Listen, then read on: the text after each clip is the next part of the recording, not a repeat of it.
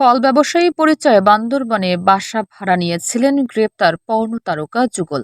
রবিবার ১৯ অক্টোবর দিবাগত রাত ৩:৩০টায় বান্দরবান পৌরসভার বোয়াংছড়ি বাস স্টেশন এলাকার জৈনিক আবুল কালাম সেন্টুর বাসা ভাড়া থেকে পর্নোগ্রাফি ভিডিও নির্মাণ ও প্রচারের অভিযোগে আটক করা হয় তাদের। আটককৃতরা হলেন চট্টগ্রাম আনোয়ারা বরুণছড়া এলাকার আবুল কালামের ছেলে মোহাম্মদ আজিম ও নাদিয়া।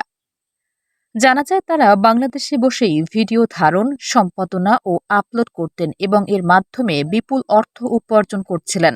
সর্বশেষ বান্দরবনে ফল ব্যবসায়ী পরিচয়ে বাসা ভাড়া নিয়ে তাদের কর্মকাণ্ড চালিয়ে যাচ্ছিলেন। এই যুগল শুধু নিজেরাই অপরাধী করছে না, বরং অন্যদেরও এই পথে যুক্ত হতে উৎসাহিত করছেন, যার মাধ্যমে বাংলাদেশে বসে পর্নো ভিডিও বানানো এবং প্রচারের একটি নেটওয়ার্ক গড়ে তুলছিলেন।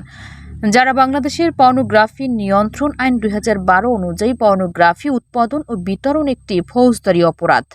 পরে counter terrorism and transnational crime ইউনাইটের বিশেষ অভিযানে বান্দরবান থেকে আটক করা হয় তাদের। এ বিষয়ে জানতে মুঠোফোনে আবুল কালাম সেন্টুর সাথে একাধিকবার ফোনে যোগাযোগের চেষ্টা করলেও তিনি ফোন রিসিভ করেননি। তবে ভবনটির ম্যানেজার সৌরভ বলেন, চলতি মাসের ১৩ তারিখে ফল ব্যবসায়ী পরিচয় দিয়ে ভবনের ৫ তলায় ১০,০০০ টাকার ২ জনকে রুম ভাড়া দেওয়া হয়। ভাড়া দেওয়ার সময় আইডি কার্ড সহ নিয়ম অনুসারে সবকিছু করা হয়। তিনি আরও বলেন, কোথাও তারা বাসার বাইরে গেলে দুজন হেলমেট পরে বের হন, কিন্তু তারা যে এসব অবৈধ কাজে জড়িত সেটি জানতেন না।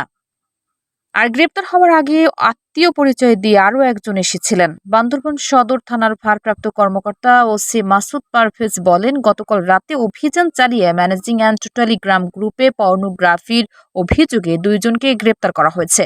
রাতে তাদেরকে চট্টগ্রাম কারাগারে পাঠানো হয়েছে।